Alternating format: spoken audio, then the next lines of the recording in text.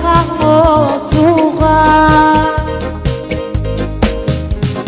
Walang sasabi kasuwali.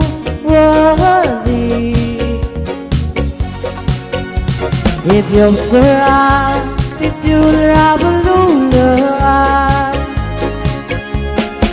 Hingog na baso, ikaw mamabiwan tuyara. Parul ba el loy ormat palyo magigro. Hingog na baso, hindi ka mo rabadala. Imakyota ko, emol mo Berdenge kemarumu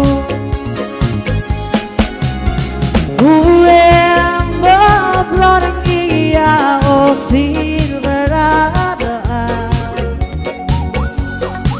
Emaki kita Emei mengadekaswe Rapat talok yang merah Berada Bentibira iu'y salmaraan. Hingog na baso, iyong mamabiwan tuyara. Parul ba el alboy ormat palyo magigro. Hingog na baso, hindi ka mo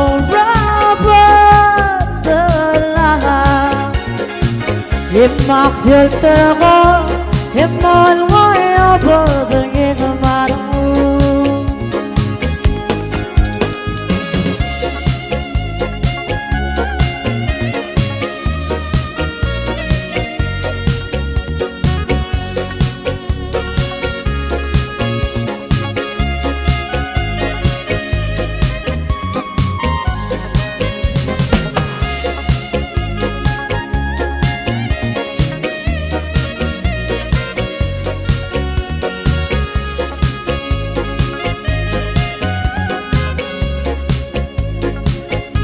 Hingog na baso, iyong mamabiwan tuyara.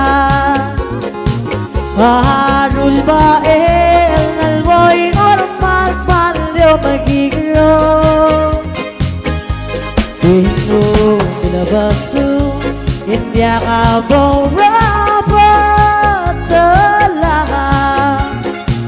Imakyota ko, emol mo ibabagay kemarumu. All mo ay makupolangan. Yakupo ang tipokal balabote. Lekpolot kiyang ulan dilgaya.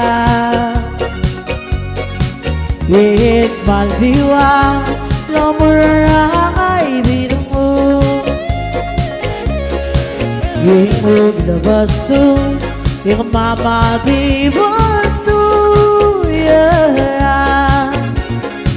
Parul ba loy ormat palyo magigro.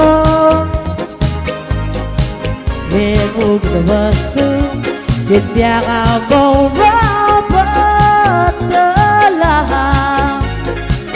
Imakyota ko, emol mo ibabagay kemarumu.